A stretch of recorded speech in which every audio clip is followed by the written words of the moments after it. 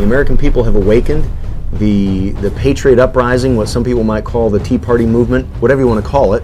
And when the Patriot Uprising occurred, it really occurred and gained steam because the American people got fed up. In the last 20 years, we've seen an acceleration away from our Constitution and Bill of Rights and towards absolute despotism.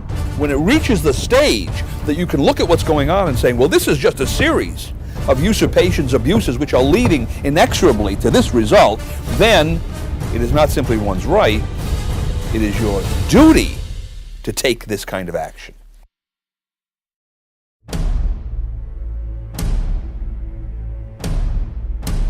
And I sincerely hope that enough people have crossed that personal line in the sand where they will join forces with the rest of us so that a small number of us are not required to use force and use of arms.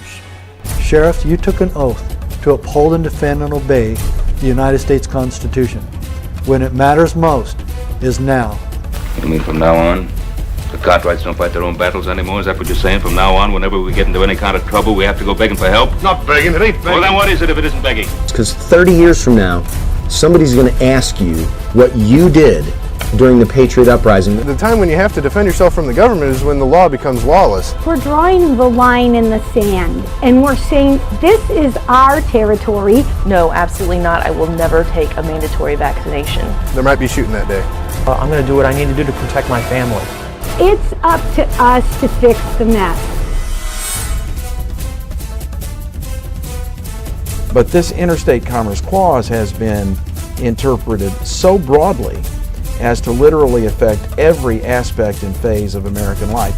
What are our obligations of citizenship? The thing to fear the most is not a person with a gun, but a government that would take that gun away. A well-regulated militia is necessary to that purpose. If they want to stop the federal government, they have to find a vehicle. They have to find something that's couched either in law or the Constitution. There are tough times on Main Street. Unemployment reached double digits and small businesses are struggling to stay alive. The answer to 1984 is 1776.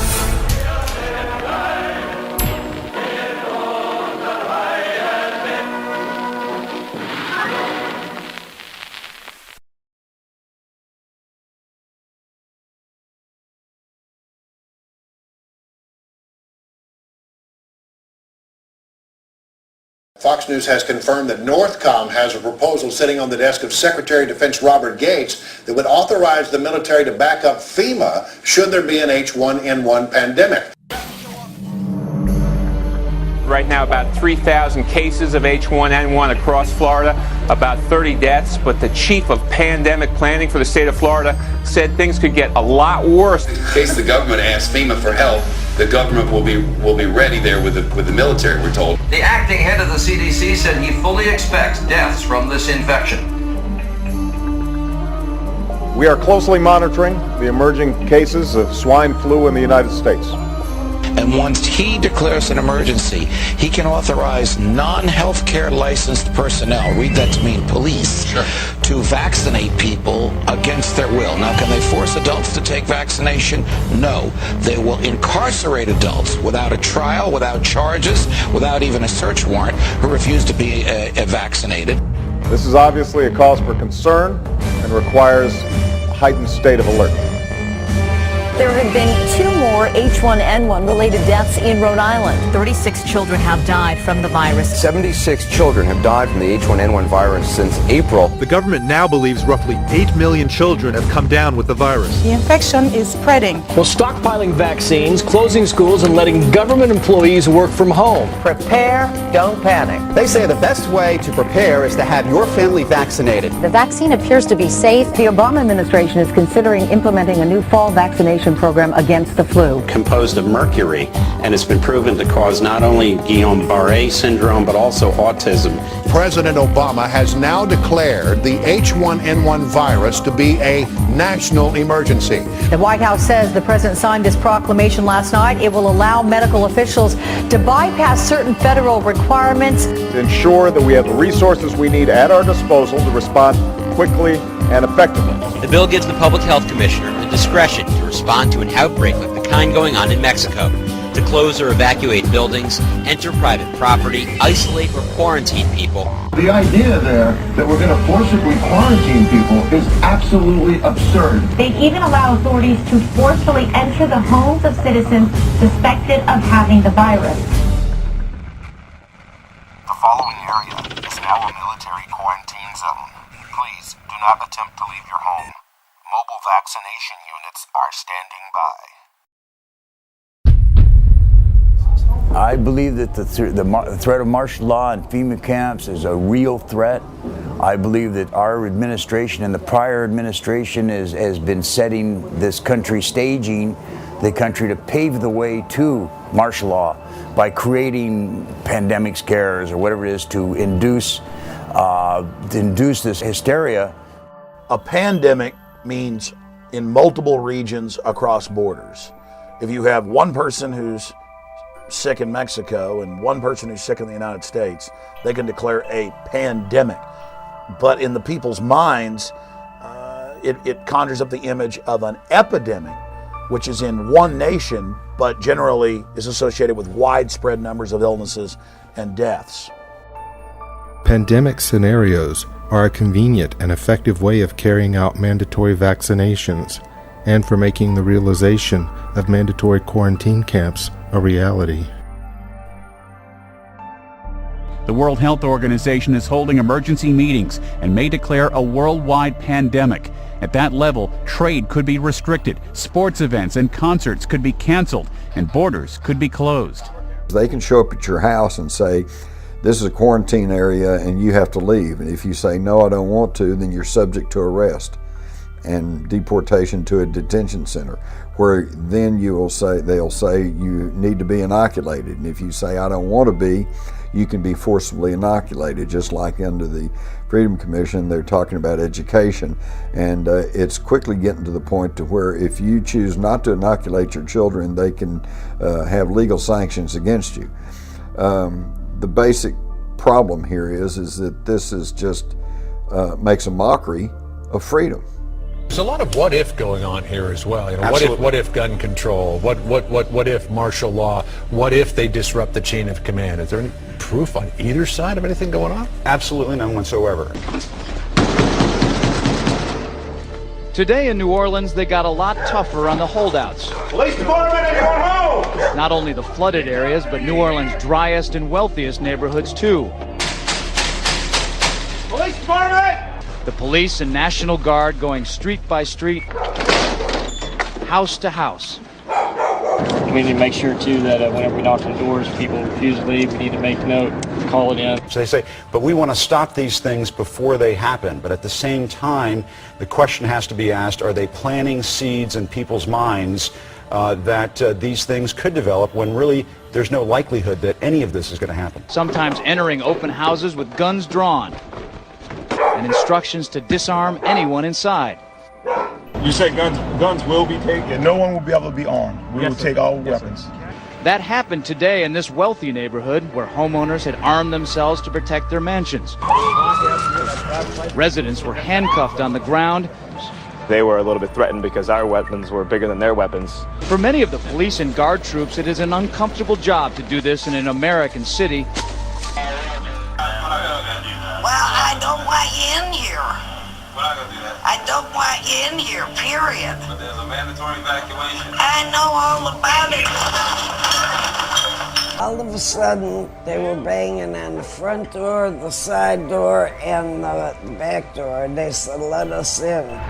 Patty tried to explain. She was on dry land, she had plenty of food and water, and didn't want to abandon her dogs.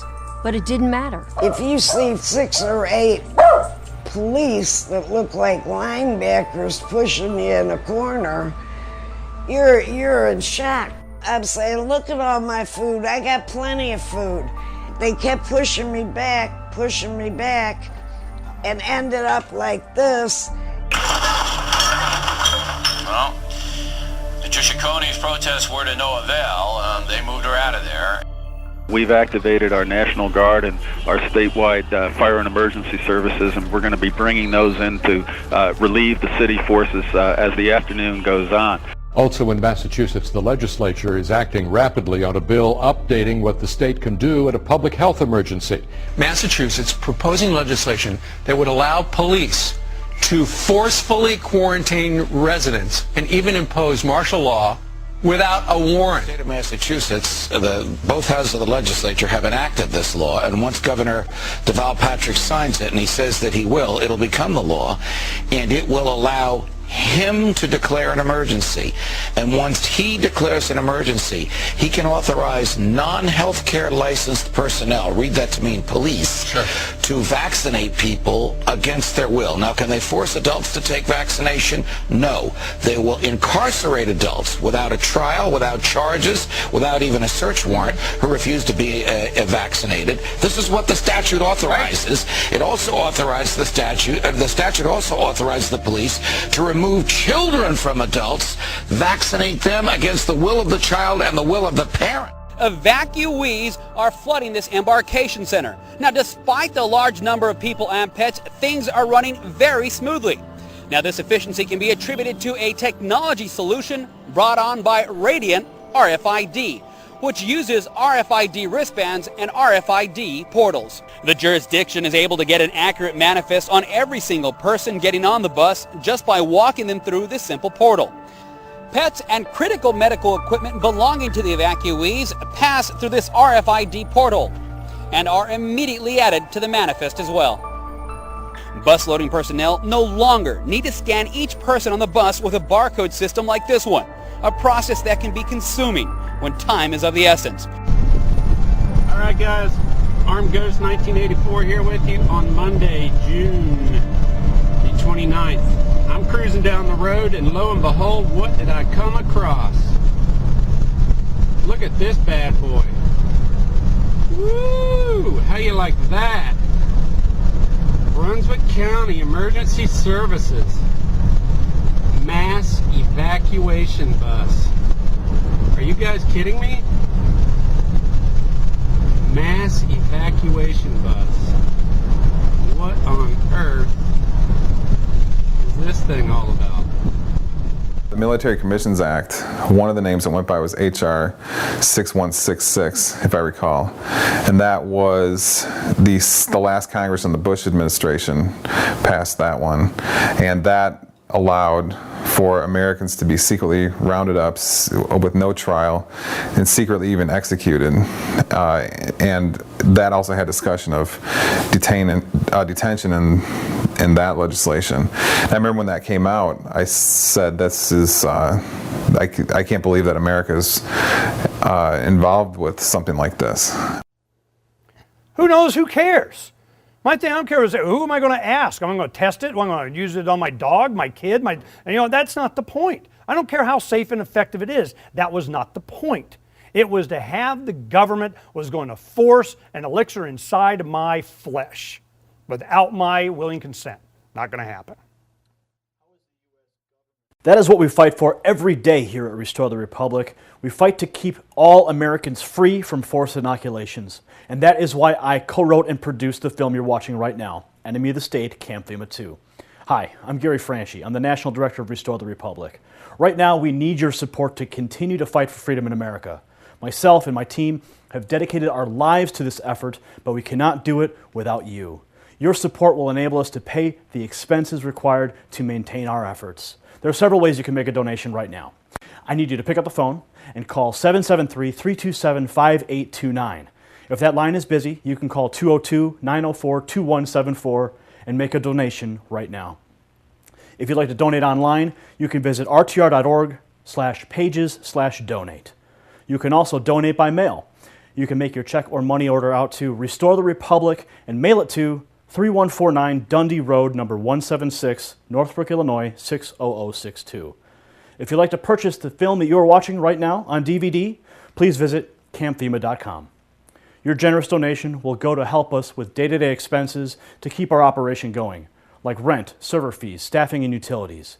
It will also allow us to keep producing exclusive content and covering stories the mainstream media just won't touch with our show, The Reality Report. Let's go back to Enemy of the State, Camp FEMA 2. In 1999, I enrolled in the local police academy, which is put out through Drury University, and it's to get your state certification as a peace officer in the state of Missouri. I graduated from that in the year 2000 and became a state certified peace officer. You know, there's a lot of legal training of what you're allowed to do, what you're not allowed to do. There's many, many hours of that type of training. Of course, there's also your firearms training, hand-to-hand combat training, defensive driving, use of baton, use of shotguns, use of handguns, takedown tactics, domestic violence training, working with DWI and narcotics. I've received training on all of those areas. I was working for one of the local hospitals as a security officer, and my supervisor notified me that there was a training opportunity. A team was being formed with Homeland Security, and they asked me to be part of this team, and so I hoping to get some extra training and also see an insight of what actually was going on with Homeland Security. I accepted the offer and volunteered to be on this team. All they told us that it would be training on chemical, nuclear, and biological terrorism. We've been taught for several years that nuclear, chemical, biological agents and effects are out there by several of our enemies to use at any given time. They showed a lot of slides of police officers or firemen dealing with a chemical fire or dealing with some type of chemical spill. So they would show pictures of bodies, you know, either still alive or dead that had been exposed to different weapons, so that they kind of, that fear factor started setting in, and they were letting us know that how serious this was. Now to the latest on H1N1 and new figures showing a four-fold increase in its death toll. Well, stockpiling vaccines, closing schools, and letting government employees work from home. Desperate times now calling for desperate measures in the Sunshine State. Florida health officials preparing for 5 million possible swine flu cases. Primarily, our job as law enforcement would be to remove the people from their homes. They told us that there would be usually the city buses or school buses would be brought into the neighborhoods. We would go door to door in teams, and we would evacuate the people from their homes and take them to a decontamination area. They told us that this would be a rough thing for us to do, that we needed to prepare ourselves physically and mentally for the fact that we are removing people from their homes, that a lot of people aren't going to want to go. They may not realize that there's some type of danger out there, they told us, and that it would be for their greater good for us to take them to these decontamination areas for their safety. So we talked about having to actually go door to door, knock on the door, explain to them what's going on, that they need to come with us so that for their safety, so they can be decontaminated, because they may already be exposed. And they told us that, you know, people aren't going to want to leave their home, but this is not an option, that once the orders are given that a mass evacuation must happen, it has now become law. If you've been diagnosed with probable or presumed 2009 H1N1 or swine flu in recent months, you may be surprised to know this. The odds are you didn't have H1N1 flu. In fact, you probably didn't have flu at all. We were told that takedown tactics would be necessary. Some of these people will not go willingly. We must take them down. Of course, they brought out, most law enforcement are familiar with the zip tie handcuffs, the plastic zip tie handcuffs, and that's what we would be using because they're cheap and easy to use. And take someone down, handcuff them, remove them out of their home, and place them to the bus that would be awaiting on the street to take them out. They also talked to us about the fact that a lot of homeowners have a weapon in the home, especially in this area. I mean, this is southwest Missouri, so there's a lot of, it's a fairly gun-friendly state, and they warned us about that there's going to be homeowners that may have a gun in the home or may have a gun on their person. So be prepared to use tasers, pepper spray, and possibly even lethal force. But there were 4 of them with rifles and holding on us with our hands in the air until they got in our boat. So they got on the boat and they asked us, do you have any loaded weapons? Yes, we do. They're in the 2 back compartments. Wayne went to show them where the gun was. And he screams, "Don't touch it, don't even move, I'll get it." We've removed them from their homes. We put them on a bus.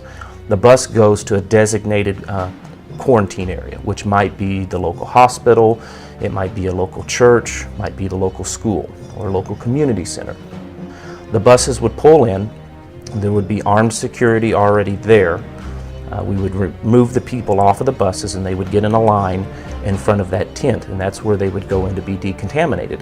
Local, state, federal, and private agencies, they are all taking part in a week-long domestic emergency response exercise.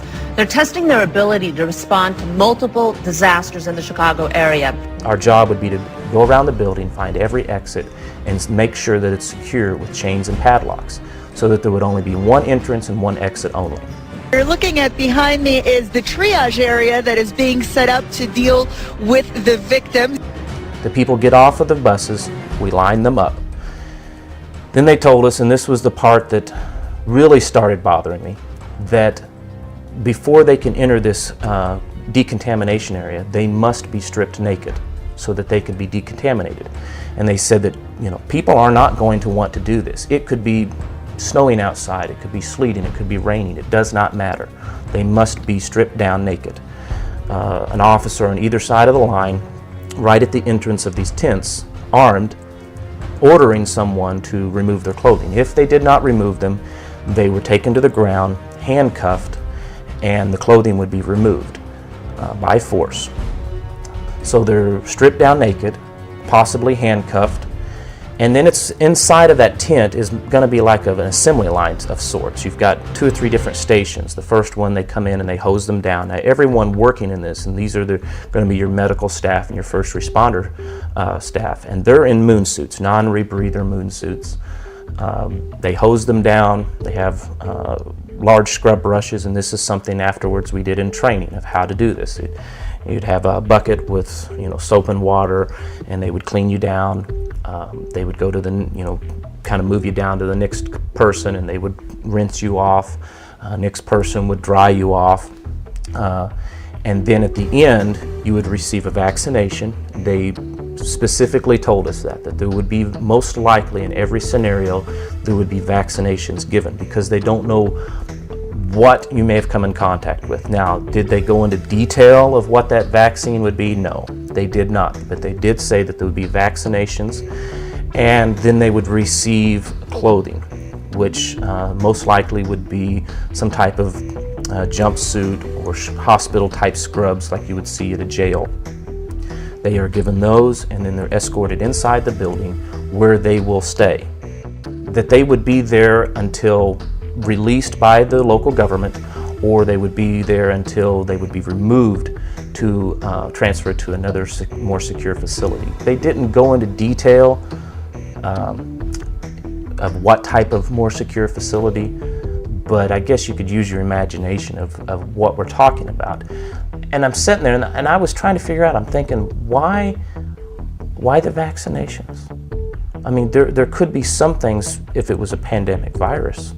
Maybe I could see that, but most vaccines need to be given before you're exposed to the virus for them to work. You don't get the flu and then get the flu vaccine. It usually doesn't work that way. It's usually beforehand that you have to get it. But they said several times that at the end of this decontamination line, you would be given a vaccine, you would be given clothing, and then taken into the quarantine area. Under a program sponsored by the Department of Homeland Security, police officers were trained to go door to door, removing people from their homes with deadly force if necessary, escorting the people to school buses, and being delivered to a decontamination area, usually at a school or local church, where the subjects will be hosed down, scrubbed down, given a series of vaccinations, and held prisoner until they can be transferred to a more secure facility. The Department of Homeland Security has these programs embedded in the policing communities across the United States, just waiting for orders to be given. First of all, there is no constitutional validation for rounding people up, detoxing them, mandatory vaccinations, and then sending them to secure facilities.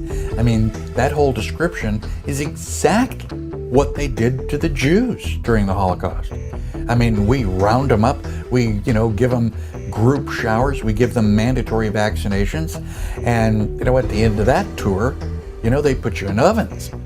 I mean, waiting until you're walking into the oven, that's too late to complain. You know, if you didn't complain a lot sooner than that, I mean, you lose. Months before the swine flu vaccine was even released, we were receiving reports from across the United States that public schools were forcibly inoculating school children with the seasonal flu vaccine, telling parents it was the law. They're doing vaccinations in the schools, there are clinics in the schools, there are nurses in the schools. When parents went to court, they found out that it wasn't the law, and the schools then backed off saying, oh, it was just an accident. Now we're seeing a replay of that, where schools across the United States, from Kentucky to New York, are forcibly inoculating children with the H1N1 flu vaccine, even when their parents have instructed them not to do so. And again, when the schools get caught, they say, oops, we made a mistake.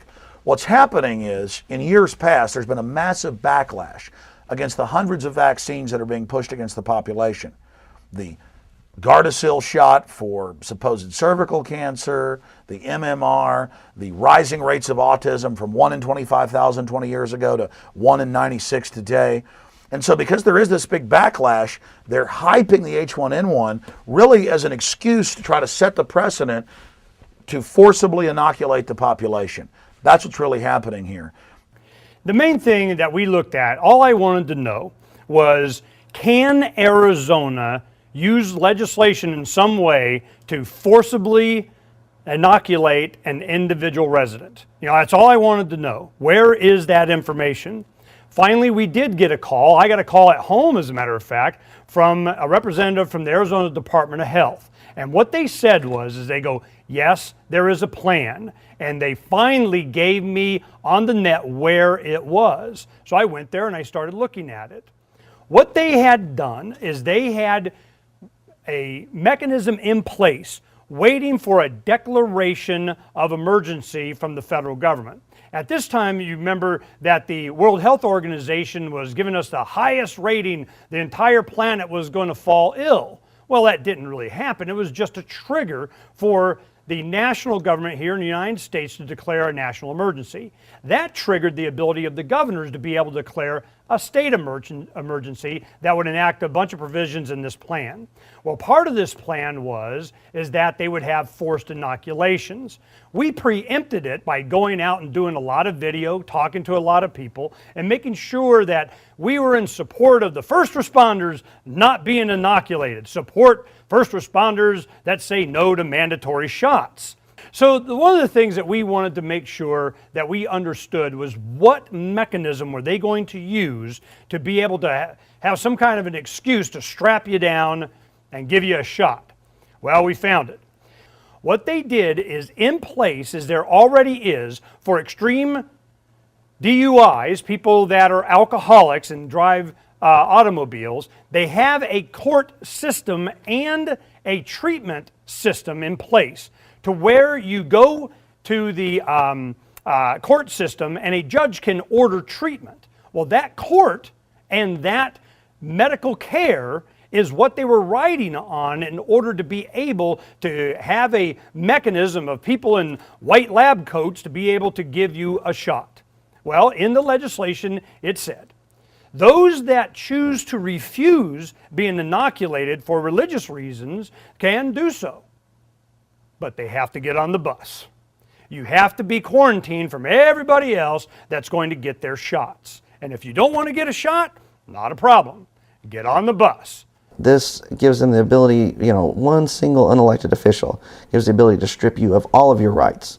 You can be taken into custody for purposes of treatment or examination. You can be forcibly vaccinated against your will. I mean, the cops would come to your house, take you away, and people would forcibly vaccinate you. You could be put into isolation or quarantine at one of these facilities, and like they said, there's no big sign out front that says FEMA concentration camp. Well, interesting, what else the vaccination could do is they could chip you. They could put in that vaccination, they have chips so small that they can go inside those vaccinations. That could be another thing they could be doing, is saying, oh, we want to give you this H1 vaccination to save you from some disease, but really they're doing is they're chipping you without you knowing it. I don't know about you, but one thing I will refuse is to be chipped. But if you look around today, would you believe that there are actually people volunteering to be chipped? Hi, I'm Gary Franchi. I'm the National Director of Restore the Republic and writer and producer of the film you're watching right now, Enemy of the State, Camp FEMA 2. If you like this broadcast and would like to see more like these, we need your support. Day in and day out, we work very hard to educate and activate Americans to the issues you find in this film. Through our website, through our video reports, our work has reached millions of people, but it will not continue without your support. There are several ways you can make a donation right now. You can pick up a phone and you can call 773-327-5829. And if that line's busy, you can call 202-904-2174. And people are standing by right now to receive your donation. If you'd like to donate online, please visit rtr.org/pages/donate. You can also donate by mail by sending a check or money order to Restore the Republic, 3149 Dundee Road, number 176, Northbrook, Illinois, 60062. If you'd like to purchase the film that you're watching right now on DVD, you can visit campfema.com. Please consider helping us to cover the expenses associated with producing this kind of content and providing an online home to over 27,000 activists. Again, visit rtr.org/pages/donate to make your donation right now. Enjoy the rest of the film, Enemy of the State, Camp FEMA 2. There's a lot of people out there that may be critics of the Marines actually doing training in American cities. The posse comitatus question and that type of thing. What are your thoughts on house-to-house gun confiscation, or if the Marines would ever have to do that in America? I really don't want to speculate on that. I'm a corporal in the Marine Corps. Posse comitatus applies to law enforcement, and that's not something that the Marine Corps is in the business to do. We are America's 911 force in readiness, especially in the 26th MU. We train on American soil in order to prepare ourselves to deploy into the rest of the world. The reason we're here is for urban training to use wherever we may need it. The federal requirements that are being waived for the H1N1 national emergency is the First Amendment to the Constitution, which is all about civil rights, life, liberty, pursuits of happiness, freedom of religion, and equal protection under the law. All of these are being trumped by this declaration of national emergency by the executive office, which actually follows suit with states' model state emergency health powers acts that have been advanced throughout the states to virtually do the same thing. The Model States Emergency Health Powers Act was presented to Congress in 2001. The purpose of it was to update public health laws, and it was right after the anthrax scare, and so bioterrorism was an aspect of that. The thought was that we needed to modernize our public health laws for new considerations like bioterrorism. The purpose of it was to create a template for the states to give to the state legislators to update, modernize, or harmonize their laws. And of course, there was financial incentives added to that. As far as I can tell, most states have adopted them in full or in part.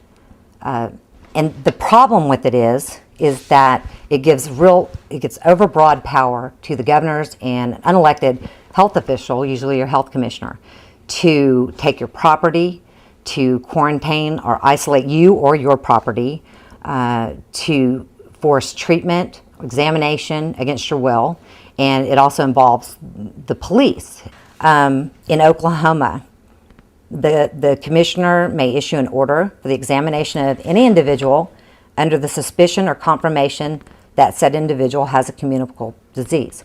So in other words, on one man's word that he suspects you have a communicable disease, you can be taken in and examined against your will, and then it goes to treatment. The commissioner may issue an order for the treatment of any individual suspected or confirmed to have a communicable disease. The commissioner may also order the treatment of any individual or individuals exposed to certain infectious agents.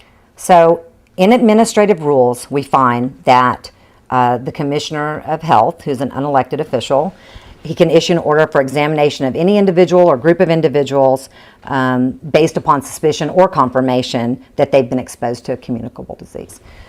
Treatment, they can order upon suspicion or confirmation that someone's been exposed to a communicable disease. They can order the treatment, and it just says treatment. It doesn't define that. So based on the health commissioner's idea of what you need to be treated with, it could be a vaccination, it could be anything. Isolation or quarantine, they can isolate or quarantine you based on suspicion or if you're reasonably known or suspected to have a communicable disease. Quarantine, same thing. And another thing that is really worrisome about this is that private property. I think your body is probably the most private property that you own, and that's out the window, but so is your real property. So the commissioner may issue an order to quarantine a facility, a complex, a campus, so any premises basically. They can shut it down. Property, people, everything. When they made preparations for mandatory vaccinations, this was done by Homeland Security with every state. Calves are the source of smallpox vaccine. Cattle are subject to a weakened form of smallpox called cowpox. Large quantities of vaccine are produced by infecting healthy calves like this one with live cowpox virus. The virus multiplies rapidly, and by the 5th day, crusts have formed on the skin wherever the calf was infected. These crusts are collected. They contain the live germs which will serve as vaccine for human beings. Glycerin is added as a preservative and to provide a vaccine in fluid form. From this mixture, individual doses of the vaccine are prepared. The vaccine may be supplied in a capillary tube like this and applied directly to the skin from the tube. The feds were already quietly hyping the fear in local governments in January of 2009, 4 months before the outbreaks began in Mexico. But even in Mexico, you only had a few deaths. Why was all this fear being generated by the mainstream media? The Obama administration declared a public health emergency after 40 cases of swine flu were confirmed.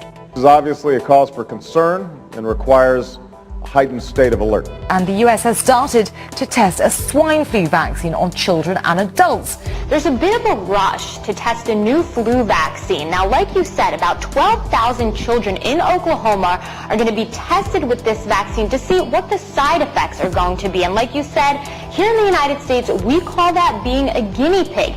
They basically use the scare tactic, which I call the Chicken Little theory. The Chicken Little theory is the sky is falling. They keep saying the sky is falling, the sky is falling. And the media, which is part of the problem, because the media is basically a spokesperson for the U.S. government. It tells the people whatever they want to hear. And the government basically uses the Chicken Little theory by telling the media, this is what's going to happen, this is what's going to occur, and then the people get scared. They say 36 children have died from the virus in the United States. 7 of those children under the age of 5. The average age, 9 years old. 76 children have died from the H1N1 virus since April, including 19 in the last week alone. We've learned that there have been 2 more H1N1 related deaths in Rhode Island. Today's numbers are about 4 times higher than what the CDC reported just 6 days ago. The government now believes roughly 8 million children have come down with the virus. In addition to the 540 who have died, 36,000 have been hospitalized. The Centers for Disease Control this past week quadrupled its estimated H1N1 flu virus death toll to roughly 3,900. More than 4,000 Americans have died after coming down with H1N1. U.S. public health officials say they are now moving forward aggressively, preparing for this flu epidemic to become much more severe. The acting head of the CDC said he fully expects deaths from this infection. All of the media hype and fear-mongering that we've seen worldwide associated with the pandemic of 2009 2002 with the H1N1 novel flu virus has been completely unwarranted. The regular seasonal flu kills over 36,000 people according to the CDC. There had only been a few deaths in the United States when a worldwide pandemic was announced. So you have to ask yourself, why all the hype? We're just hearing from CDC officials. Dr. Ian Schuchat said that they are seeing a decline in the number of H1N cases on the national level. In short, only a small fraction of cases that doctors flagged as most likely to be swine flu actually tested positive for swine flu at state labs. The vast majority of the cases were negative. A 4-year-old Rochester boy is recovering tonight after nearly dying after being vaccinated for H1N1. Now, the Centers for Disease Control says the H1N1 vaccine, like any medicine, could cause a serious allergic reaction. We've taken no shortcuts in terms of safety, and we're rigorously monitoring for any potential problems with the vaccine. You know, during this H1N1, that's one of the powers of the internet and information. We started finding out that around the world, we were having all kinds of problems, including, you know, almost impossible to sabotage labs that were sending out vaccines that had stuff that it wasn't even possible for those factories to be able to put in there without sabotage or intent. What was the intent? We had third world countries that did the old school way. They were testing their vaccines on animals. They died. They went, whoa, wait a minute. So, you know, we got to think, Czechoslovakia for averting a worldwide pandemic? You know, all of these companies have been implicated throughout history, and if it's not the same ones, it's always a big one. It's always someone that benefits enormously from an outbreak of something. That if we can get just a few dollars from a few million people, we can start making some money. All this collectivized medicine, collectivized cures, collectivized prevention, that is the problem. It's just the mere philosophy that we can take care of the herd, and they think that way because they think of us as livestock. A new survey shows that 1/3 of British nurses have said that they will not take the swine flu vaccine because they're worried about the possible side effects. I know from talking to people in the research community, even scientists who helped develop the vaccine for smallpox are saying they're not going to take the vaccine and urging their friends and family not to take this vaccine either. Now, the swine flu vaccine from back in the 1970s, which is supposed to be pretty similar to the one that's being offered today, has been linked to a neurological disorder called the Guillain-Barré syndrome. Well, contained in the vaccine is a component called thimerosal, which has been proven, half of it is composed of mercury, and it's been proven to cause not only Guillain-Barré syndrome, but also autism in young children. Would you give it to your kids? I definitely would not. You would not, all right? And in fairness, I've talked to 3 doctors in 3 days now, and all 3 have said absolutely they would give it to their kids, they intend to give it to their kids, they're going to take it themselves, but you say no. I definitely would not. I've seen it devastate people with chronic fatigue syndrome, fibromyalgia, highly implicated, again, in autism. I think you're rolling the dice. It's a proven neurotoxin. It has 25,000 times the level of mercury than would be considered toxic if it was a food or water. The military is expected to put together teams across the country to deal with a possible outbreak this fall. Did you hear that, Jessica? Yes. The military. I mean, they have some serious concerns about what's going to happen in the fall with this flu. Yep. Because we'll have 2 flus at once, obviously, regular old every year flu, and then this, pig flu. That H1N1. Yeah, in case the government asks FEMA for help, the government will be ready there with the military. We're told it's as health officials race to get vaccines ready. We are suffering the exact amount of tyranny that we're allowing. The only way that we're really going to be free is when we evolve past the need and the emotional dependence on any government.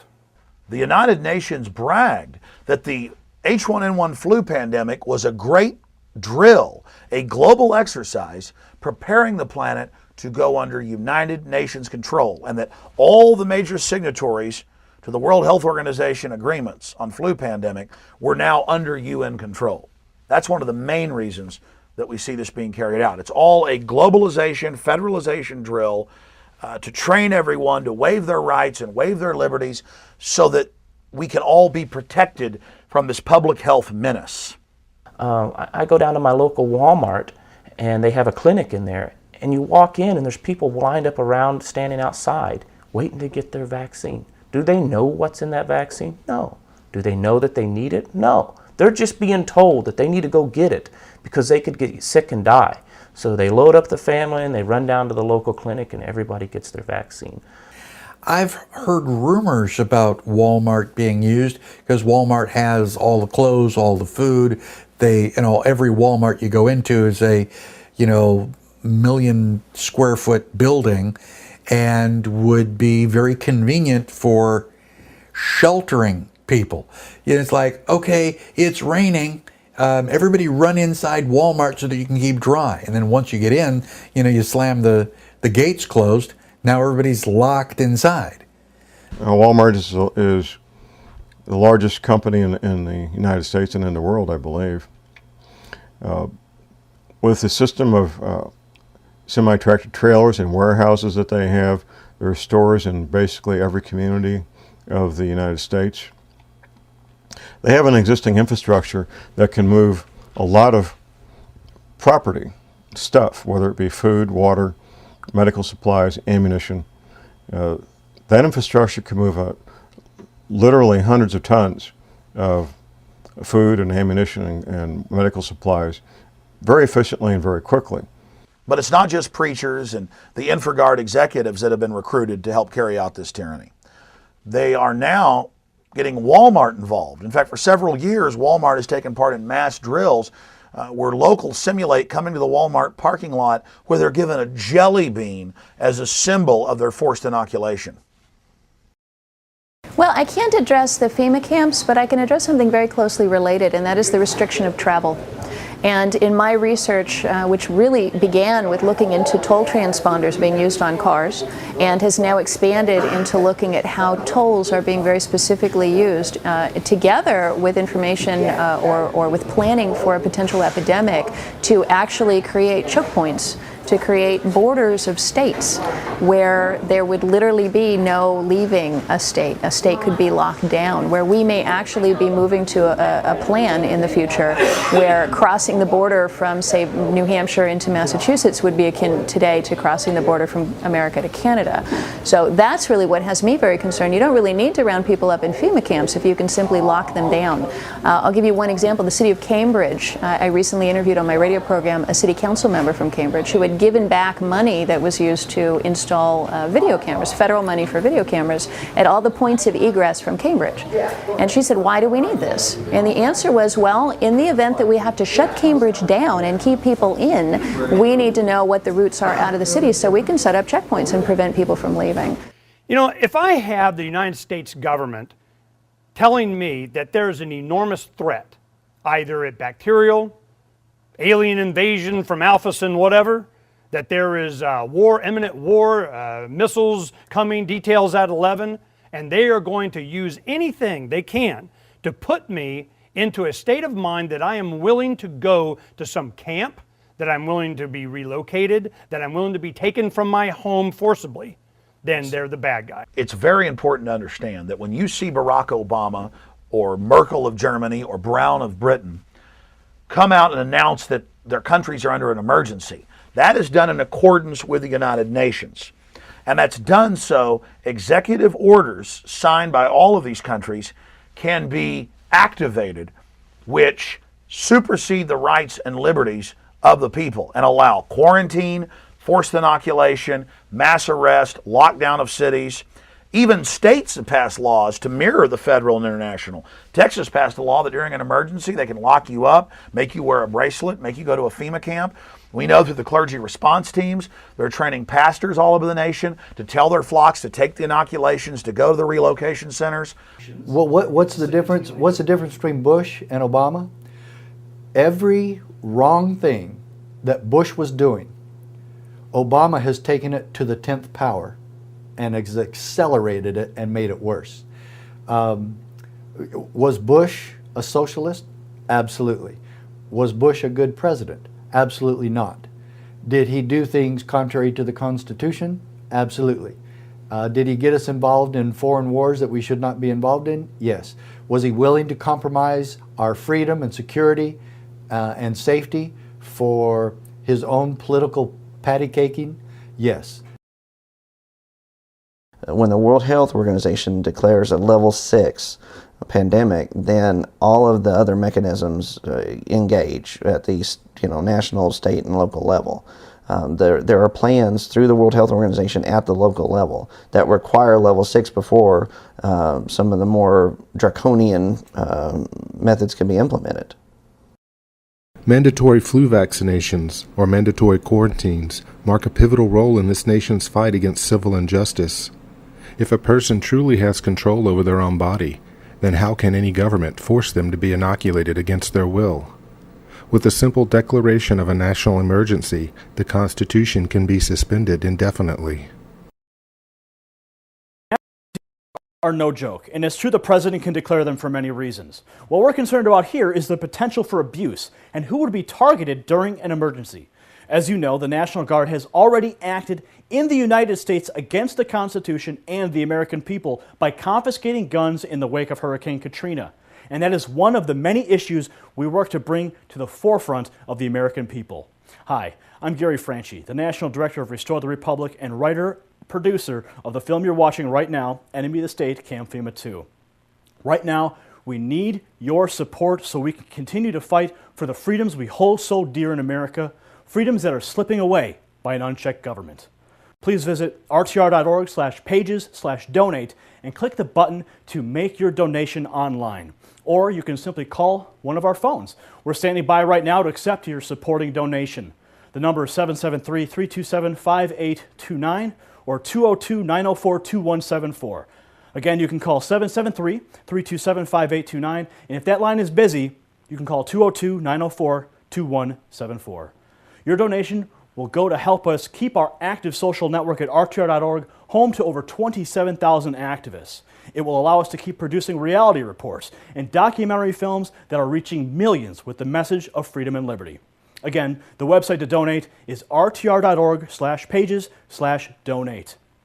If you'd like to own the DVD of the film you're watching right now, you can own it for only $14.95 by visiting campfema.com. Enjoy the rest of the film, Enemy of the State, Camp FEMA 2. I work over in this area, and it's an industrial park, so there's not many people around. One day I'm driving around and I see, hundreds of people walking down the sides of the road, and I was trying to figure out what was going on. Well, ran into a police officer, and he said that they had evacuated people from Hurricane Gustav and were housing them here at the Lucent building. They all had their little bracelets on and stuff, and I guess if they weren't in by a certain time, they got locked out. So, they had the portable bathrooms in there. They had the gate where they locked them in at night and kept everybody else out. For decades, there's been discussion about FEMA detention facilities and how they could be utilized. It was unclear how anybody could be rounded up because it was, assumed that everybody would resist on a mass scale. Well, now we're starting to see scenarios where people would actually demand that their friends and neighbors be rounded up. This is a new virus. It has skipped from one animal species to another. This has a little bit of bird, a lot of pig. It's in humans. It is new to most Americans. It is going to cut a swath through those who have no immunologic memory for it. What I worry about is that there's enough distrust of the American government, and people are trillioned out and numb over the Wall Street thing, and they're going to look at Big Pharma and go, please, just another way to make a buck, and they're going to go, don't tell me what to do. You had the H1N1 vaccine that was fast-tracked, skipping all but the most preliminary tests of safety and effectiveness, while at the same time, the U.S. Secretary of Health and Human Services signed a document that gave legal immunity to the vaccine manufacturers and officials alike. Under the provisions of a 2006 law for public health emergencies, vaccine makers and federal officials will be immune from lawsuits that result from any new swine flu vaccine. Then the mainstream media is reporting that the military is prepared to assist civilian authorities. The military is expected to put together teams across the country to deal with a possible outbreak this fall. Fox News has confirmed that Northcom has a proposal sitting on the desk of Secretary of Defense Robert Gates that would authorize the military to back up FEMA should there be an H1N1 pandemic. The proposal comes from Northcom Commander Victor Renoir, who wants permission to set up 5 regional military teams who will respond if FEMA says it needs help. The plan called for military task force to work in conjunction with FEMA At the same time they're going through all these training scenarios where military and law enforcement are facing angry citizens. There is no proof that the government is building detention camps around the country. Then about the same time you had scientists, health officials, law enforcers, first responders, and other experts that gathered to discuss pandemic response at the International Swine Flu Conference. The World Health Organization is holding emergency meetings and may declare a worldwide pandemic. Some of the breakout sessions included topics such as psychological issues, like unwillingness to follow government orders. And the Constitution says the police can't break into your home, and the police can't take your children away from you, and parents decide what medication the children get, not the government. Then in Oklahoma, we found that there are administrative rules that say that you can be forcibly vaccinated against your will. Basically, it says that you can be taken immediately into custody and for the purposes of treatment or examination. And once he declares an emergency, he can authorize non-healthcare licensed personnel, read that to mean police, to vaccinate people against their will. So this means that you and your family can be forcibly vaccinated against your will, all on the orders of a single unelected official, the health commissioner. This completely bypasses all checks and balances. Subsequent sections address the issue of isolating people at home, hospitals, or alternate facilities. Well, Andrew Griffin from RedditReport.com here in Oklahoma went looking for answers from the Oklahoma State Department of Health. He spoke to Larry Weatherford, and when asked about alternate facilities that would be utilized, Larry stated the old Lucent Technologies building in western Oklahoma City, where Hurricane Gustav evacuees were housed.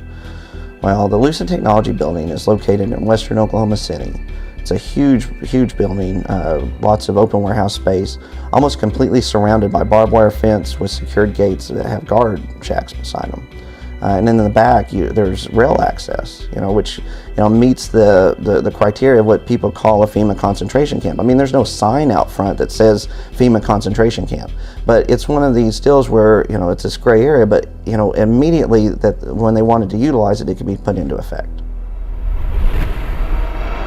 For decades, people have talked about FEMA detention facilities, but it's always been, a point of contention on how people would be able to be rounded up in these, because everyone assumes that there would be mass resistance to it. Well, now we're starting to see scenarios where people would actually demand that their friends and neighbors be rounded up in case of a pandemic, or be it true or false. At least the impression of a pandemic would be enough to initiate that type of behavior. This is behind me is the Lucent building. It's an enormous facility, a huge open warehouse space where previously evacuees from Hurricane Gustav have been housed. It's a large open parking lot areas here with secure fence all around, barbed wire facing in, and a railroad tracks just a few feet away.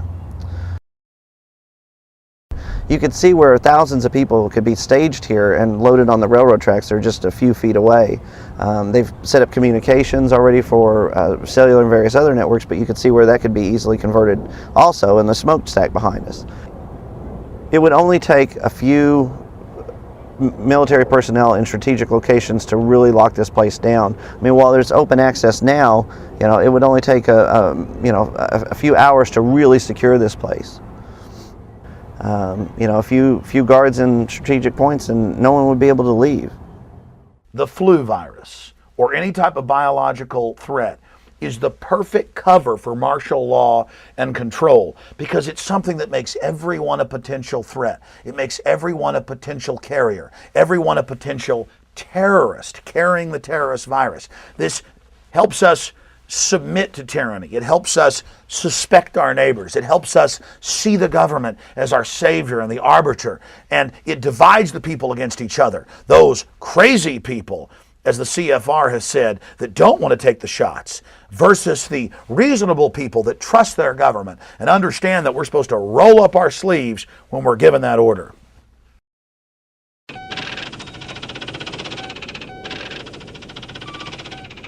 I don't know if it's true, but I've been told that 3 days without food, your neighbors are willing to steal from you. And 6 days without food, your neighbors are ready to kill you. Well, if we create the economic collapse and just wait for a week, we're going to have rampant theft, rampant, assault and murder.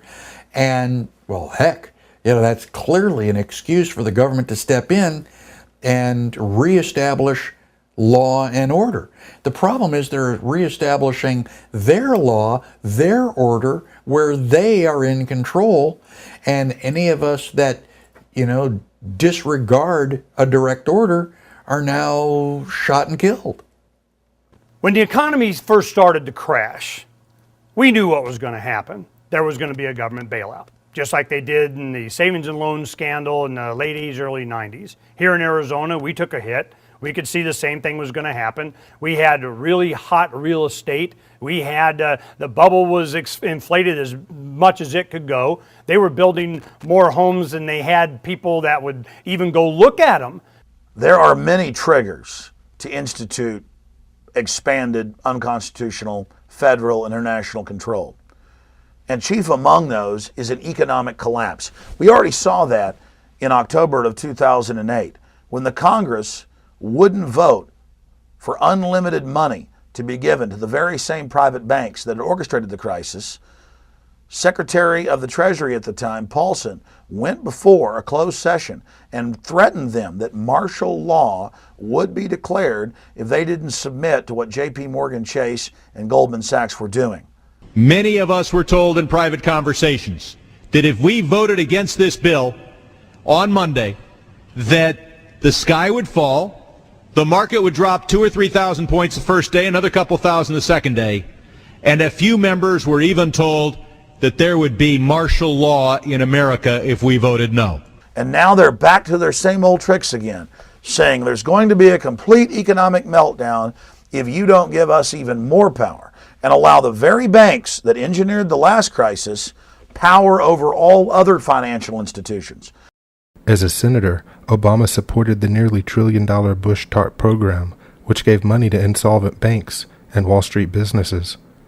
When his administration took over, Obama ushered in his own $1 trillion America Recovery and Reinvestment Act, 28% of which has been set aside for entitlements. This act was supposed to save our economy by stimulating the economy, creating jobs, and rebuilding infrastructure. Yet the financial crisis has not yet been averted. The housing markets have not recovered. Unemployment still hovers close to 10%, and according to recent figures, those living in poverty in the United States of America is expected to be nearly 15%, a figure not seen since the 1960s. While our nation's debt and gross domestic product are nearly the same percentage, the Obama administration preyed on the fears of many and forced yet another $1 trillion piece of social legislation through Congress.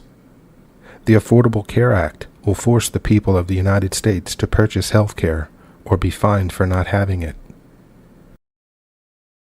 From my point of view, it's the health care, the Obama plan, mandatory health care. If you don't have health care, you're going to be given a $1,000 fine. And for me, one of the scariest aspects is mandatory vaccinations.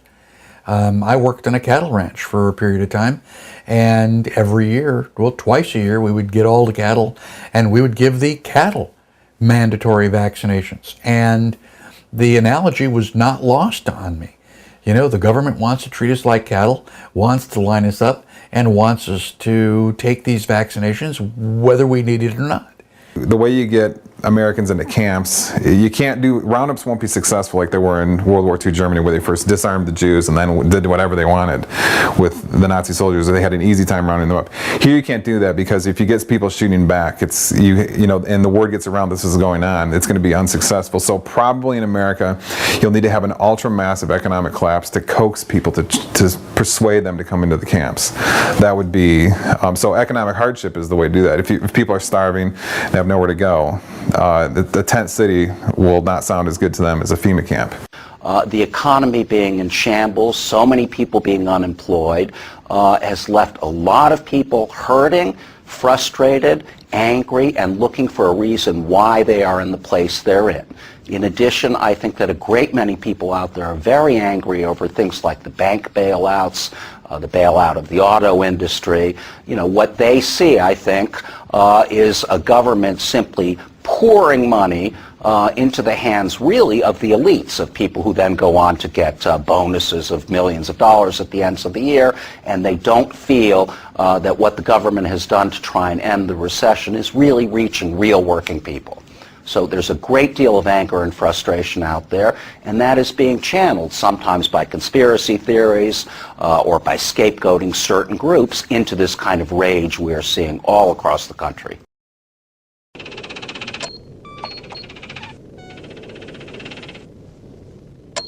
The most sickening aspect of this whole Homeland Security system is the fact that over 1,200,000 Americans are on the no-fly list. No judge, no jury, no witnesses. You don't know how you got on the list. You can't get off the list.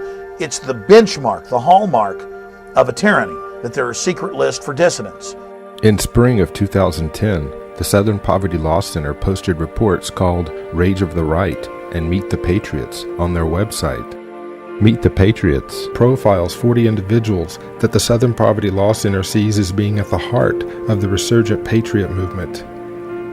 Furthermore, our federal government, as well as the mainstream media, looks at the Southern Poverty Law Center as the ultimate watchdog for people that could potentially be domestic threats to our country's security. Has there been a rise in hate crimes, etc.? Well, there has definitely been a rise in threats towards the president, in domestic terrorism aimed at the president, and at hate speech essentially revolving around the idea that we have a black man and his black family in the White House.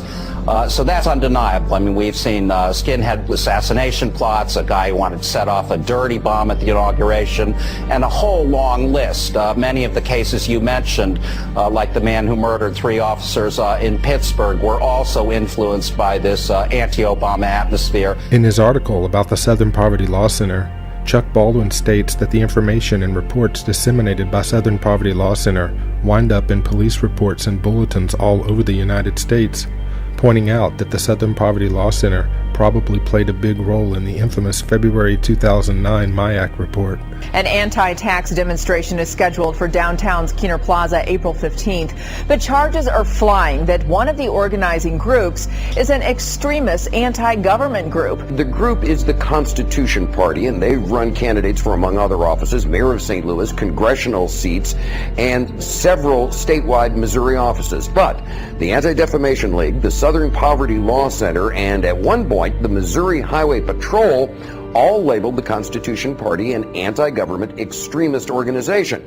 I think we'd consider it a fringe right-wing political party that we consider to have extremist roots. Last month, the Missouri Highway Patrol issued an intelligence report warning local Missouri law enforcement to keep an eye on radical organizations, and those included the Constitution Party. Several of those named in the 2 reports are veterans, former law enforcement officials, politicians, and even a couple of Fox News personalities. These are interspersed with a handful of independent journalists, including film producer Gary Franchi and militia members. In their spring 2010 intelligence report, the Southern Poverty Law Center claimed to have identified 512 patriot groups. The report states that being categorized as a patriot group doesn't make them an advocate of violence or hate, yet the Southern Poverty Law Center, a group of self-confessed national hate watchers, was quick to claim these groups are anti-government extremists. Founded by Morris Dees and Joseph Levin in 1971 for the purposes of ensuring the rights of minorities, the Southern Poverty Law Center claims to be an organization dedicated to fighting hate and bigotry and to seeking justice for the most vulnerable members of society.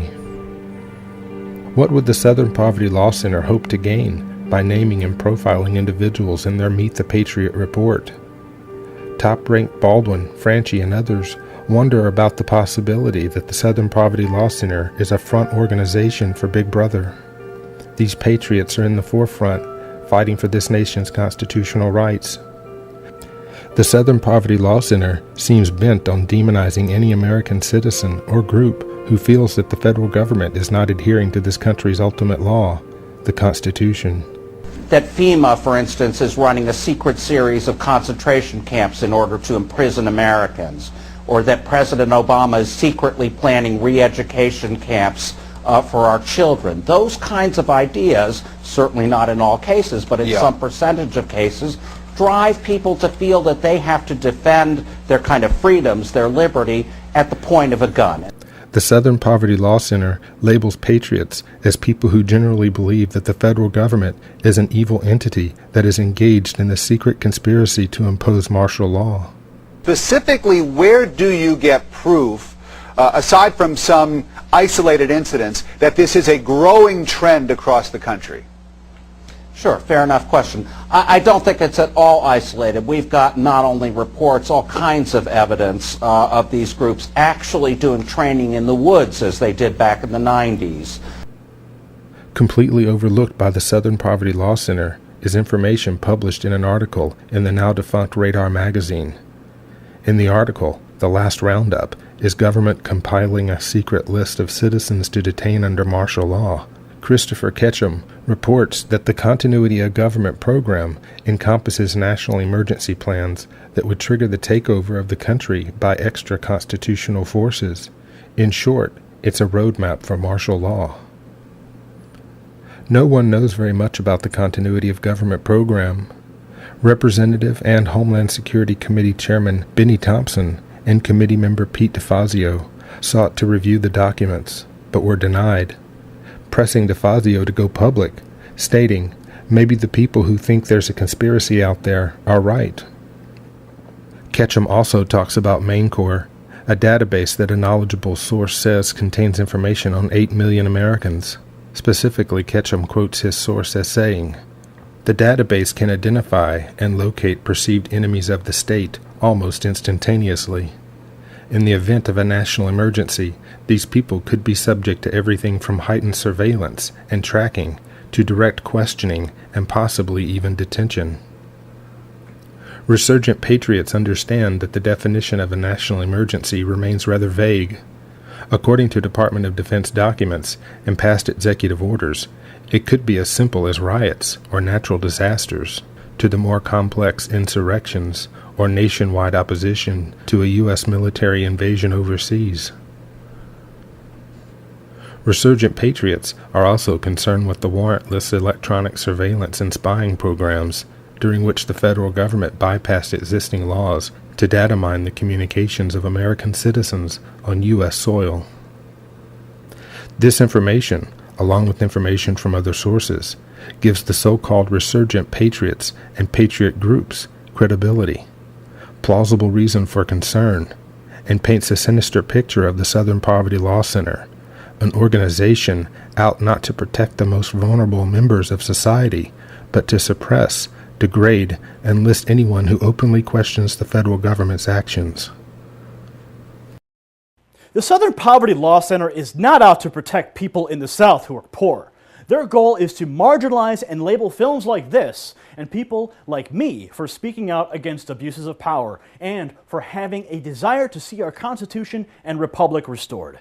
Hi, I'm Gary Franchi, Patriot number 9 on the Southern Poverty Law Center's Patriot Hit List. I'm also the National Director of Restore the Republic and writer-producer of the film you're watching right now. Every day we are under attack, whether it's from groups like the Southern Poverty Law Center or our own government, who is passing draconian legislation that removes constitutional protections. We need your support right now to fight these attacks. We don't have big banks or godless corporations to support us. We rely on the heart and soul of good Americans like you. There are several ways that you can make a donation right now. I need you to pick up the phone and call 773-327-5829. If that line's busy, call 202-904-2174 and make a donation right now. If you'd like to donate online, you can visit rtr.org/pages/donate. You can also donate by mail by sending a check or money order to Restore the Republic, 3149 Dundee Road, number 176, Northbrook, Illinois, 60062. If you'd like to purchase the film that you're watching right now on DVD, please visit campfema.com. We need your help to cover the expenses associated with producing this kind of content and providing an online home to over 27,000 activists. Again, visit rtr.org/pages/donate to make your donation right now. For the rest of the film, Enemy of the State, Camp FEMA 2. Another controversial report and more damage control from the Department of Homeland Security. The same department that issued a report suggesting returning war veterans were susceptible to extremist groups, also issuing what it calls the, quote, Domestic Extremism Lexicon, end quote. It's like a dictionary with definitions for various extremist or terrorist groups and some definitions. Here's an entry: anti-immigration extremism. The Department of Homeland Security's definition: people who are, quote, highly critical of the U.S. government's response to illegal immigration and oppose government programs that are designed to extend rights to illegal aliens, such as driver's licenses and in-state tuition. Here's another one: single-issue extremist groups. According to the DHS dictionary, there are individuals who focus on a single cause, such as animal rights or the environment. They are also described as special interest extremists. But the reality is the Department of Homeland Security is supposed to be defending us against another attack from Islamic terrorism. That's the reason this department was created. And yet it appears to be the gang that can't shoot straight. And also, to me, it's missing its purpose. You went through all those different definitions of different types of extremists. Nowhere in that dictionary do you see the term Islamic extremist. It came to light last week that the state of Pennsylvania paid an Israeli-based company, the Institute of Terrorism Research and Response, $125,000 to compose a list of opponents of gas drilling and tax protesters to fulfill the State Department of Homeland Security federal mandate. When the matter was brought to the attention of Pennsylvania Governor Ed Rendell, he claimed to be appalled and embarrassed that his office was tracking and circulating information about legitimate protests. At a press conference, he made this declaration: "Let me make this as clear as I can make it. Protesting against an idea, a principle, a process is not a real threat against infrastructure. Protesting is a God-given American right, a right that is in our Constitution, a right that is fundamental to all we believe in as Americans." Well, unless, of course, you were protesting against the G20 in the governor's state last year.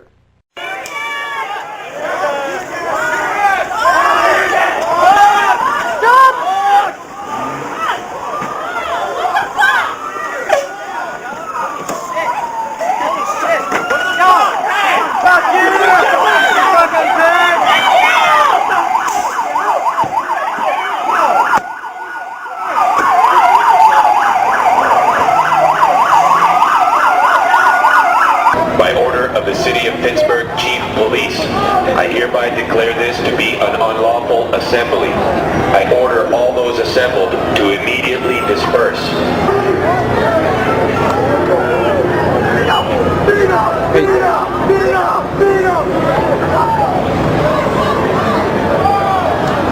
I think whenever you begin to look at what took place under the regime of Adolf Hitler, what took place under Mao's China and Stalin's Russia, and on, the pattern of before you can persecute a people, before you can incarcerate large numbers of people, you have to marginalize them. You have to create the image that these people are dangerous to society, or they're extremists or radicals, call them what you will, but marginalize them from the mainstream of society so that at that point the rest of society will accept the persecution that might result upon this group. In June 2010, enemy of the Constitution-loving Americans and MSNBC's Hardball host Chris Matthews did a piece on the Tea Party movement, Oath Keepers, Alex Jones, militias, birthers, and other patriot groups, referring to them as the New Right.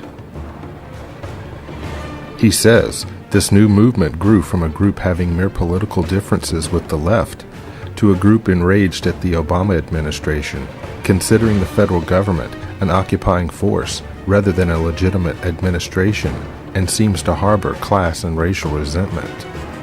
Matthews is also concerned with, as he puts it, their need for their Second Amendment rights. Matthews takes great offense to the adoption of the Gadsden flag as the symbol of the group, saying it scares him.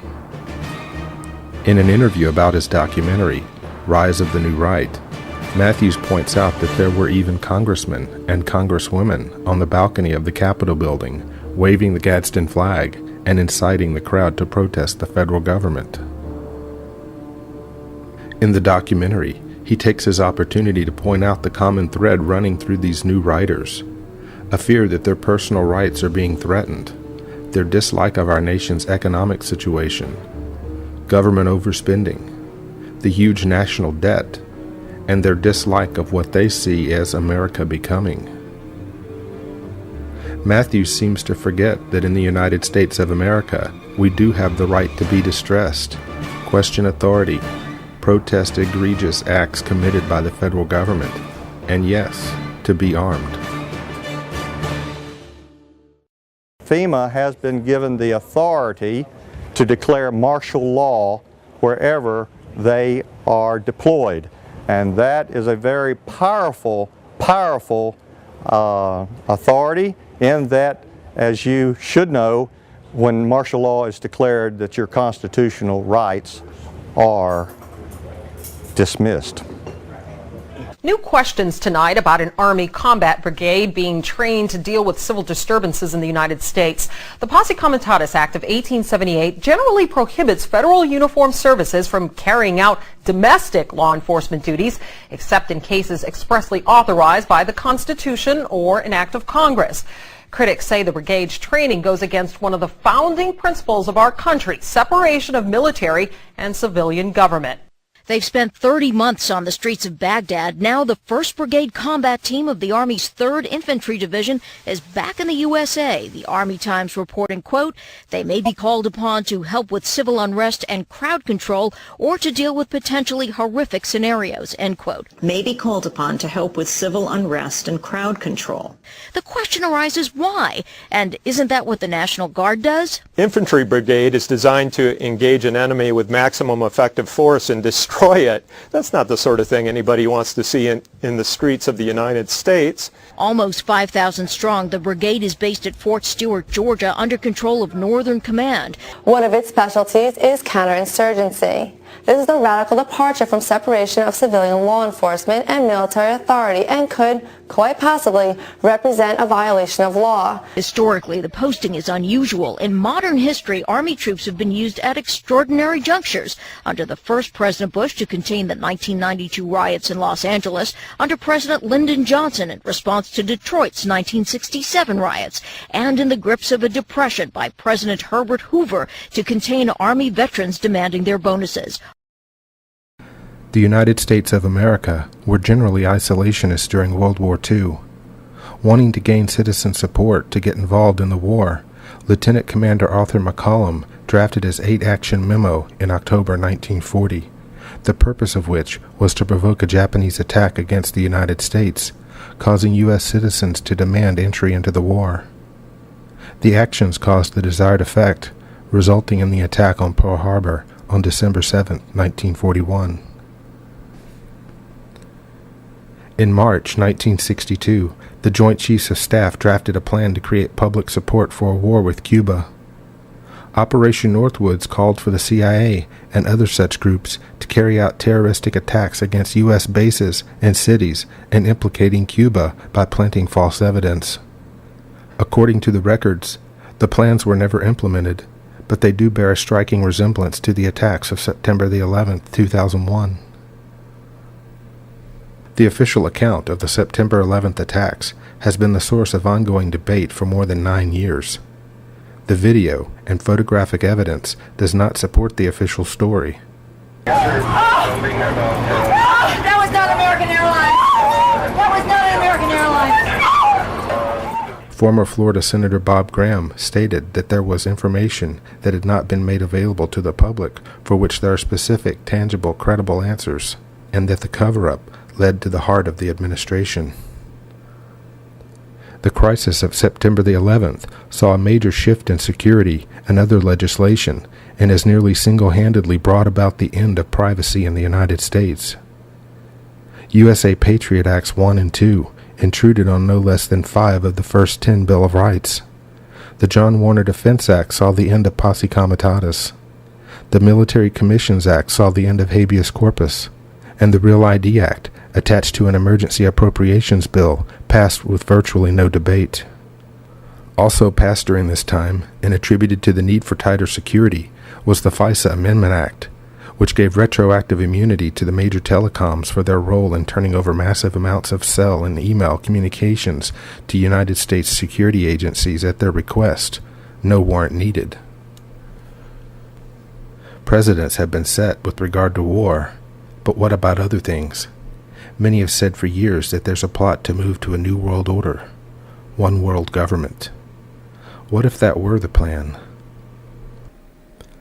There have been several instances in the past where politicians and leaders have mentioned a plan for a new world order, but none so blatantly as England's Gordon Brown at the G20 summit held in London in April 2009. Brown summed up a portion of the meeting by saying, "I think a new world order is emerging, and with it, the foundations of a new and progressive era of international cooperation." Your name is Tom. You live just off of 5th Street. Nice car, Tom. Nice house. What's not so nice is you owe Pennsylvania $4,212 in back taxes. Listen, Tom, we can make this easy. Pay online by June 18th, and we'll skip your penalty and take half off your interest. Because, Tom, we do know who you are. It's not a stretch of the imagination. In fact, it's already beginning to happen where people are being given RFID chips so that we can, scan you. Now, they always try to present a good reason for doing that. Well, we'll have your entire medical history. If you fall down unconscious, the doctors will know who you are, what drugs you're allergic to. They'll be able to treat you more efficiently because they have all this information. Well, the opposite is also true. If the government has all this information on you, they can also manipulate you by the use of that information. You won't be allowed to get a job. You won't be allowed to buy food. You won't be allowed to, perform any economic transactions unless you have the government RFID chip and are approved. This is one of the things that people have been worried about for a long time. The technology now exists. In March 2010, the Obama administration declassified details about the Bush cybersecurity program. The program, initiated by National Security Presidential Directive 54, needs to evolve and become part of an even broader national cybersecurity strategy, according to President Obama. With the population concerned about intrusion, Obama has tried to assure Americans that the government will not monitor private sector networks and internet traffic. Yet part of the program is to enhance awareness of network weaknesses and threats on the federal level, to eventually include state, local, and even private sector. Wired reported what may be of the most concern, especially from an already over-intrusive government, is the need for government to define its roles in protecting private critical infrastructure networks. That infrastructure includes internet service providers, as well as telecommunications, banking, and other networks. It should be noted that the very governmental department that is responsible for cybersecurity, CERT, the United States Computer Emergency Readiness Team, has been found to have hundreds of holes within its own security system. In the report on the vulnerabilities, it states that the proper security measures have not been implemented on the mission operating environment that would protect data from unauthorized access, use, disclosure, disruption, modification, or destruction. It might be of interest to note that the agency, founded in 2003 and part of the Department of Homeland Security, is also considered a public-private partnership, like the Federal Reserve. What is really worrying about a group like the Oath Keepers is this is a group of people who are armed by the rest of society. In the case of police officers, these are people who sometimes have the power of life and death over you or me. And what that means is if these men and women are animated by ideas that are completely false, completely paranoid and groundless, you've got to worry about who they're going to see as the real enemy and what kinds of decisions they make in stressful situations. When you look at the Oath Keepers website, the core of it is this business about the orders they're not going to obey. And it starts out with a preamble, a quote from George Washington saying, now is the time, or soon comes the time when it will be determined whether we're slaves or freedmen. Immediately after that, the Oath Keepers website says, presumably in Stuart Rhodes's words, that time is near at hand again. My friends, that time is at hand. Hi, I'm Gary Franchi, the writer-producer of the film you're watching right now, Enemy of the State, Camp FEMA 2. If you'd like to add this film to your DVD collection and watch it with your family and friends to help raise awareness for these issues, you can buy it right now for $14.95 at campfema.com. It's very expensive to create films like these, to produce our weekly reality report, and to host the number of websites that over 27,000 patriots call home. That is why we need your support right now, or else we're not going to be able to keep fighting for freedom every single day. Please pick up the phone and call 773-327-5829 or 202-904-2174 and make a donation right now.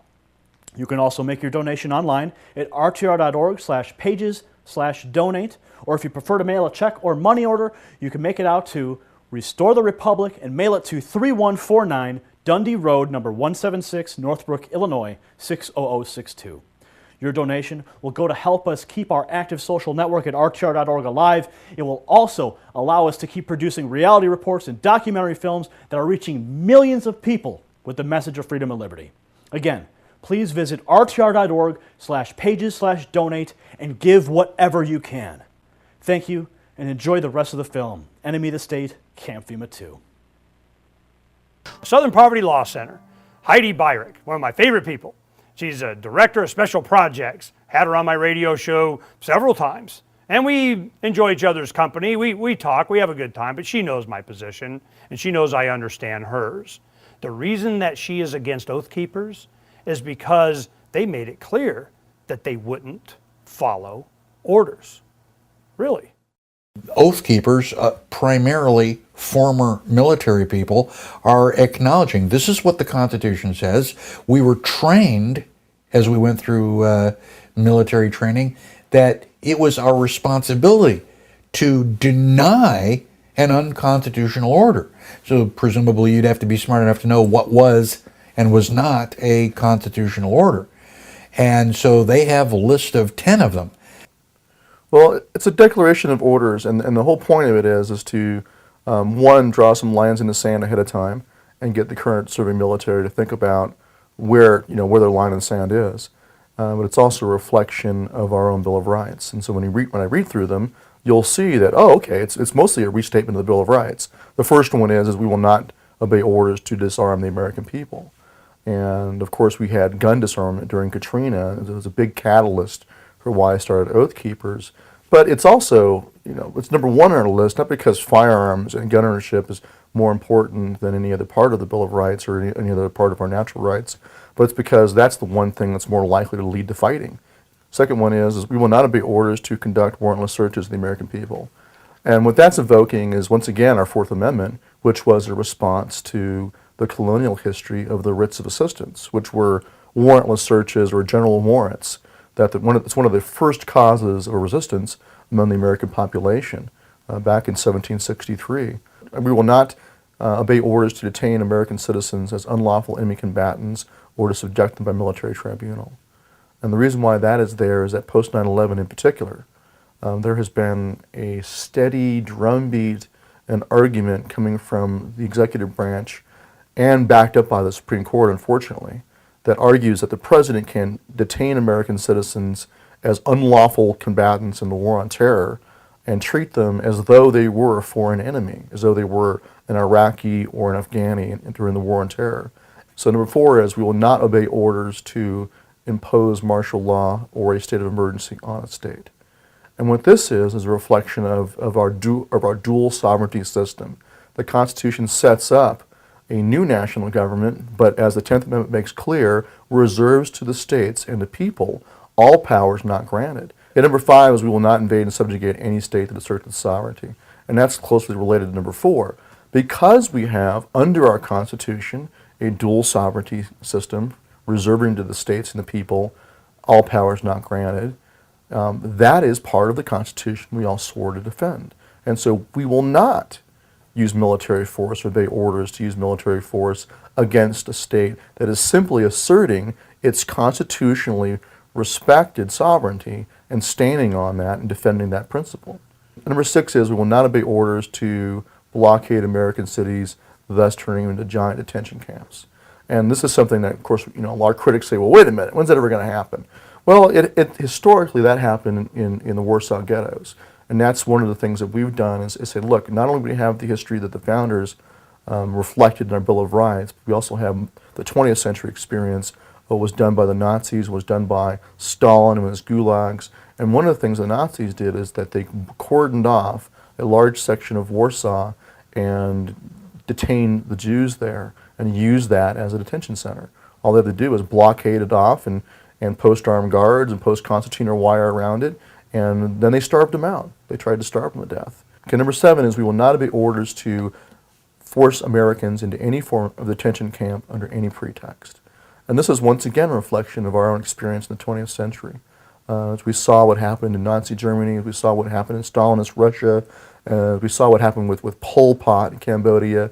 You had people who were forced into detention centers. And even in our own history, the sad history during World War II of American citizens of Japanese descent being rounded up, over 100,000 of them were interned in detention camps in California, Arizona, Oregon, and Washington State. And this was done by executive order by FDR, and it was carried out by the military generals, General DeWitt on the Western Command, of the Western Command. And so we had that precedent, even in our own history. Number 8 is we will not obey any orders to use foreign troops on U.S. soil to keep the peace or maintain control. And the reason why this is on this list is in the founders' experience, it was the use of foreign mercenaries, the Hessians, which was one of the more grievous affronts and led to the Declaration of Independence, quite frankly. They had, even during the fighting after April 19, 1775, there was still hope they could reconcile and remain part of the British Empire.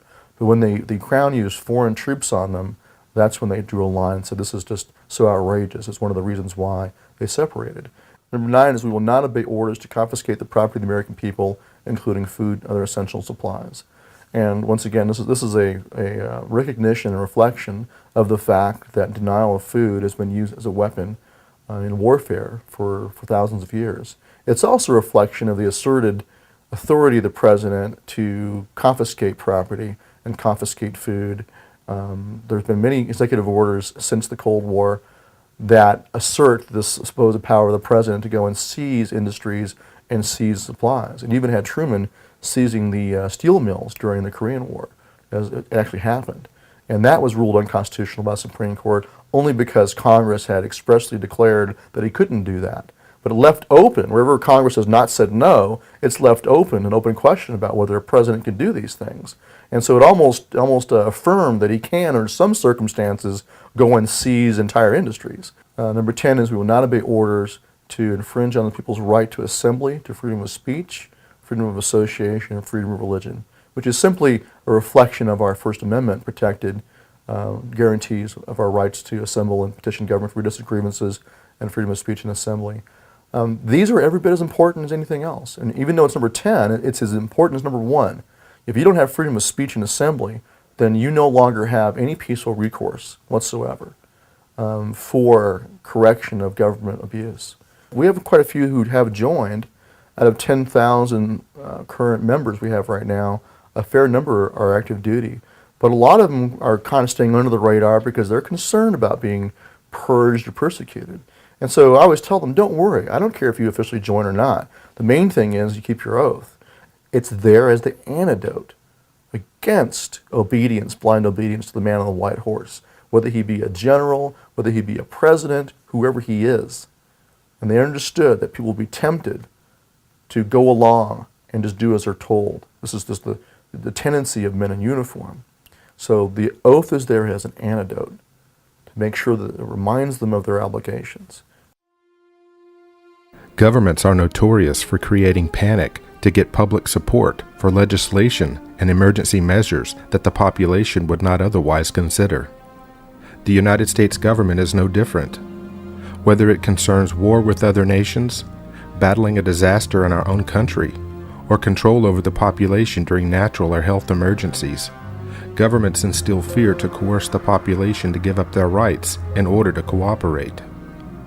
The mainstream media is complicit in exciting panic among the people as well. The media's role during the H1N1 flu scare was clear. Swine flu normally infects pigs, But this virus is a new strain. These are a new swine influenza virus. They're new for pigs and they are new for people. The plans are already in place to force the non-compliant public to cooperate. You can be removed from your home, by force if necessary, mandatorily quarantined and vaccinated against your will. Your children can be removed from schools and taken to safe yet undisclosed locations until it is deemed safe for their return. This is all under the guise of protecting our nation. What has happened to our free country? Little by little, we are losing our constitutional rights, yet most Americans are paying little or no attention.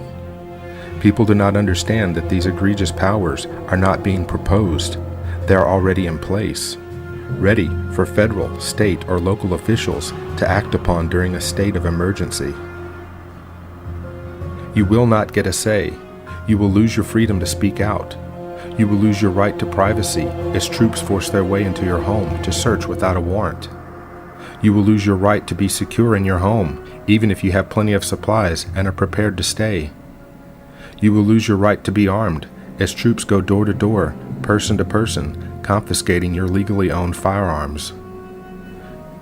You will see military in the streets of this country carrying out the will of an unrestrained government as they round up free U.S. citizens. Some state governments pass measures to forcibly quarantine residents, incarcerate those who refuse to be vaccinated, and to forcibly vaccinate your children. Legislation like this passed during the much-hyped H1N1 flu outbreak. Training has already occurred to carry out many of these measures. Reminiscent of the forcing from their homes and the internment of U.S. citizens during World War II, all of this has already happened on U.S. soil. How will you be able to defend your family? How will you react when they cart your children off to an undisclosed location because the government thinks it can protect your children better than you? Will your family's survival be up to you, or will it be up to an out-of-control government and its alphabet agencies, most of which have failed the American people over and over again? Are you going to blindly follow a government that has shown time and time again it has no respect for your constitutional rights? These rights are inalienable. They cannot be taken, and we cannot give them up. Yet Congress and various administrations encroach on our rights all the time. Will you give up your family willingly? Will you voluntarily become a captive of one of these quarantine or detention camps? What will you do? Will you go quietly? This is the total federalization / internationalization with this huge control grid that is meant to protect the establishment from the people as they expand their tyranny. Because they expect for you to resist them as this corruption expands, as a rebellion forms against this Hitlerian takeover. And you're going to be named, you're going to be listed as a terrorist because you don't submit to them and become their slave. It's all happening, lights, cameras, action, face scanning cameras, watch reactions, instigating your walk, no diddy bapping. What you thought is the state of New York we trapped in, and I'ma tell you something that's scary, at least not Al-Qaeda, our military police, right here in the beast, got sound weapons, the blare in your face, to wear masks and tear gas you to stay in your place. Yo, it's weird, there's no awareness in America today, states declare martial law and they don't care if you safe, they got food for y'all, genetically engineered for your race, probably swine flu stew with old American taste. Yo, it's cruel, they cherish, I would perish away. And on the package, small letters that say USA, FDA approved, and that Planned Parent for free. It has no adverse reactions, apparently. See, my country wants to harm me and disarm me with its army. They're gonna come in them Humvees when they want me, this country. My country wants to harm me and disarm me with its army. They're gonna come in them Humvees when they want me, this country. But we can't let them win, cause my country wants to harm me and disarm me with its army. They're gonna come in them Humvees when they want me, this country. My country wants to harm me and disarm me with its army. They're gonna come in them Humvees when they want me, this country.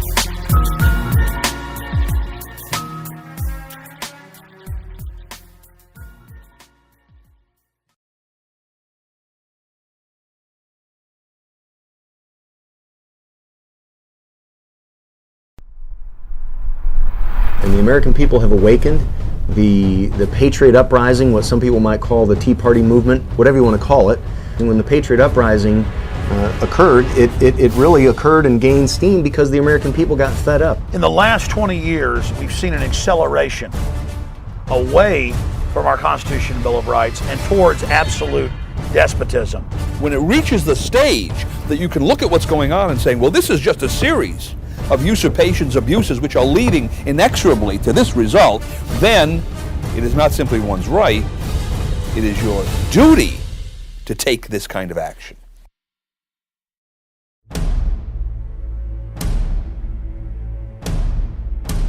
And I sincerely hope that enough people have crossed that personal line in the sand where they will join forces with the rest of us so that a small number of us are not required to use force and use of arms.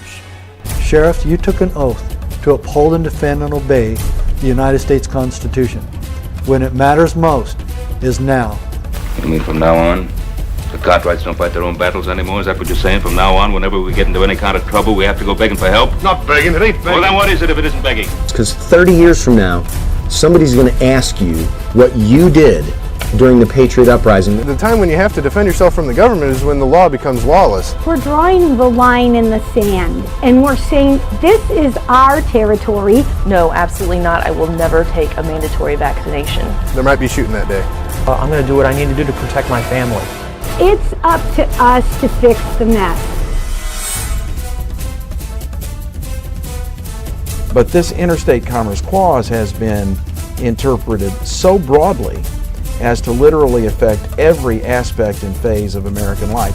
What are our obligations of citizenship? The thing to fear the most is not a person with a gun, but a government that would take that gun away. A well-regulated militia is necessary to that purpose. If they want to stop the federal government, they have to find a vehicle. They have to find something that's couched either in law or the Constitution. There are tough times on Main Street. Unemployment reached double digits and small businesses are struggling to stay alive. The answer to 1984 is 1776.